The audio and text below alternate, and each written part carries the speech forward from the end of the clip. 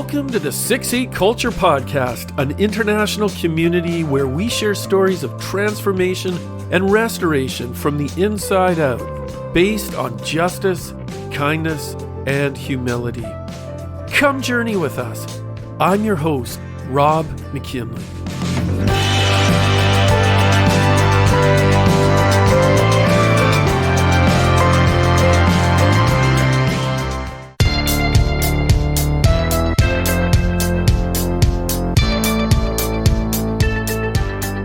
With 2020 drawing to a close, I want to share a little on our first season and thank everyone for the part you're playing in the 6-8 culture movement.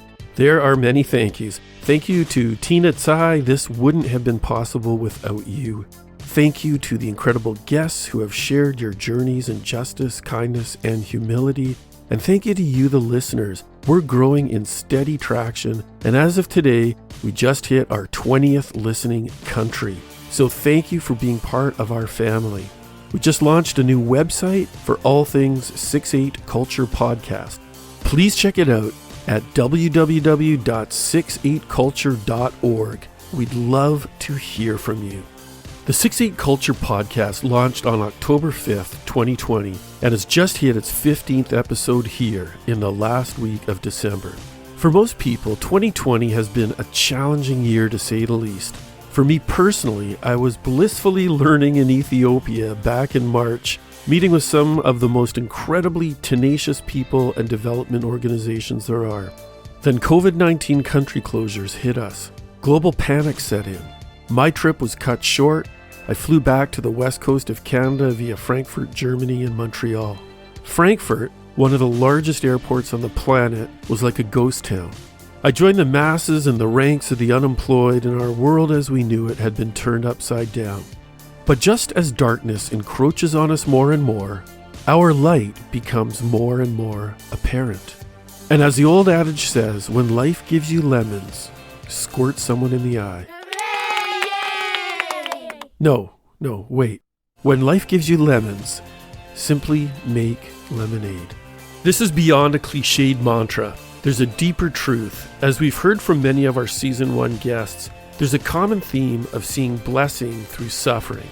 I want to share with you a little story of encouragement, but first, let's briefly touch on our first season of guests. It's been a steady and continuous inclined learning curve of interviews, editing, and producing. So thank you to everyone for your grace and participation as we've journeyed on this together.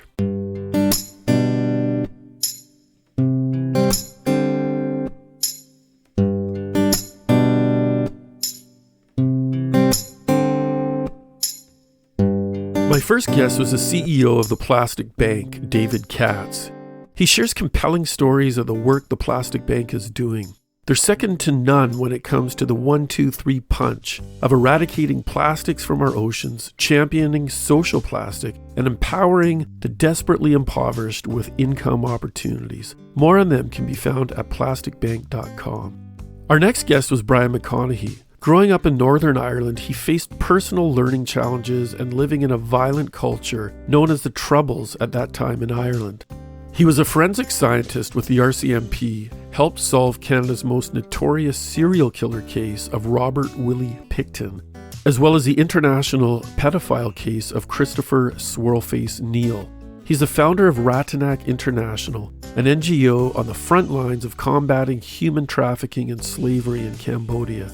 You may want to listen to this one several times. More on Brian and Ratanak can be found at ratanak.org. That's RATANAK.org. Next, we moved to multi-award-winning Canadian music treasure Ali Matthews. Ali has used her voice and musical gifts to advocate for some of the world's most impoverished children. Some of her outstanding music is featured on episode 6. More on Ali can be found at alimatthews.com. Next, I had the pleasure of featuring another Canadian treasure, someone I consider a mentor, brother, and friend, Mark Buchanan. He's recognized as one of the most technically gifted Christian authors on the planet today. An author, editor, speaker, and professor with some incredible global stories. He shares on justice, kindness, and humility, as well as his own personal journey. More on Mark can be found at markbuchanan.net. Episodes 9 and 10 featured Kevin Knight. He's the co-founder of Manna for Life Cambodia, an organization that aims to empower local Cambodians to direct their own sustainable change.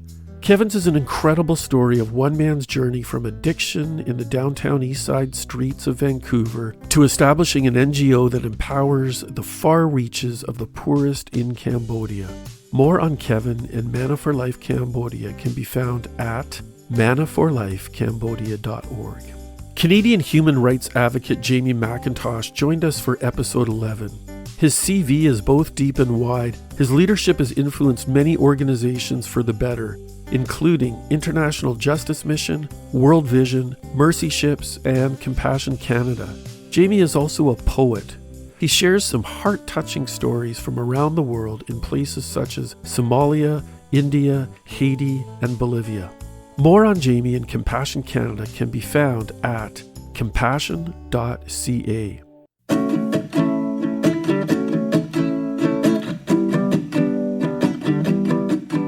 Episode 12 featured the brilliant Anu Kanjanathopal, who is the Executive Director of International Justice Mission Canada.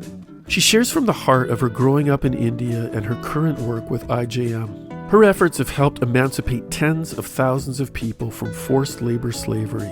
IJM also works in the areas of sex trafficking, sexual violence against children, citizenship rights abuse, police abuse of power, land theft, and more. They rescue victims, bring criminals to justice, restore survivors, and strengthen justice systems. For more on Anu and IJM, go to ijm.ca. In episode 13, we heard from one of the kindest people I am blessed to know, Jobin Sam. Jobin is a self-described sojourner who has found a treasure worth selling everything for. He and his family reside in rural northern Uganda. He shares touching stories of incarnational living with the marginalized of Uganda. An incredibly gifted writer as well, his choices of living will leave you not only inspired, but on the path of reevaluating your own life. We wrapped up the year with film documentarian and author Jared Brock. Jared is co-founder of Hope for the Sold, an abolitionist charity that fights human trafficking. Many have seen his documentaries Red Light, Green Light, and Over 18. His recent work, Redeeming Uncle Tom, will leave you in tears of hope seeing the U.S. Civil War through newly focused lenses. An accomplished writer, he's featured in the most well-known magazines on the planet and on the cutting edge of redeeming our tech-saturated society to be its taskmasters rather than slaves. Jared has a unique methodology of equipping us to better living. His work can be found at jaredabrock.com.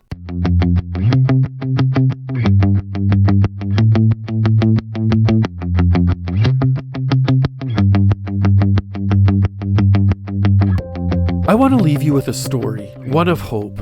We all need hope, especially this year, and with the state that the world is in.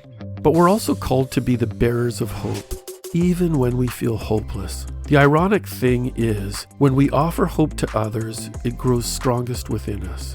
Give it away, and it exponentially grows. This story is called The Colorless Tiger. Sit back with a good cup of coffee or kombucha and enjoy.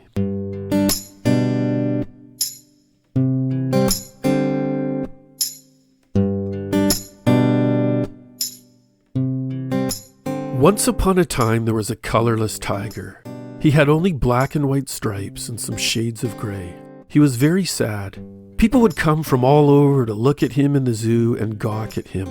He inspired many painters to come, and these painters would come and paint colors on him, but just in a matter of moments, the paint would drip away and he would resume back to his black and white coat.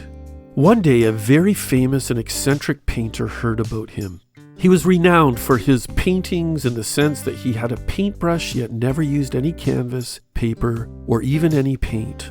As the tiger was the focus of ridicule amongst the animals, so too was the painter amongst his painting contemporaries. He decided to step in and see if he could paint this colorless tiger.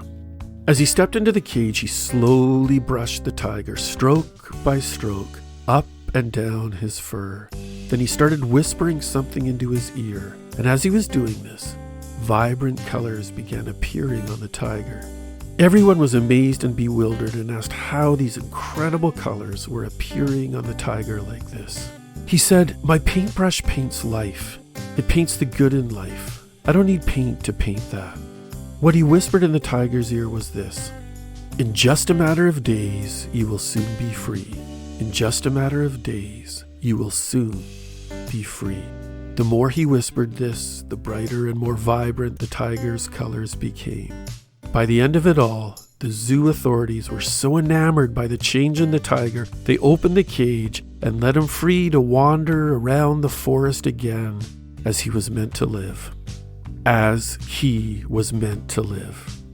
We all hold paintbrushes in our hands. We can choose to use them to paint our own lives or be part of a greater masterpiece for someone else. A masterpiece of emancipation, joy, freedom, restoration, and dignity.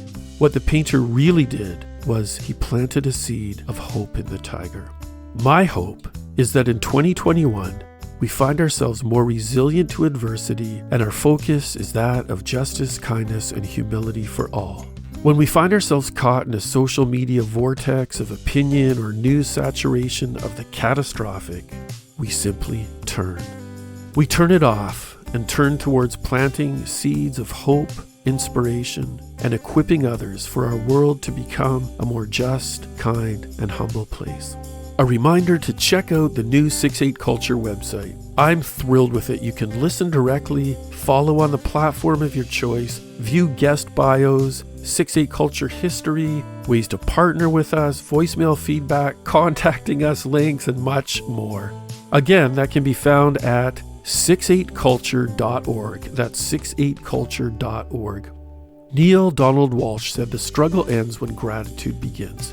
Something for us all to take into 2021. To reach us, leave a review, partner with us, suggestions, or anything else, check us out at 68culture.org.